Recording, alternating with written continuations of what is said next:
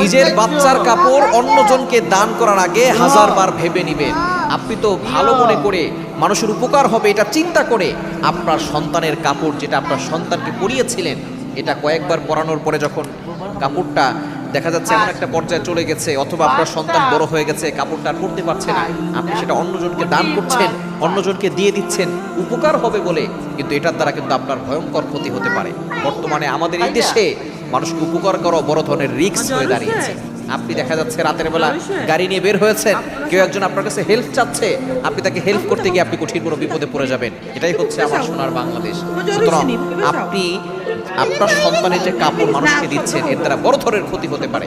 কিছুদিন আগে এক ছোট বাচ্চা অসুস্থতা সারে না, বারবার শুধু অসুস্থতা হয়, কোনো রোগ ধরা পড়ে না, শুধু কান্নাকাটি করে।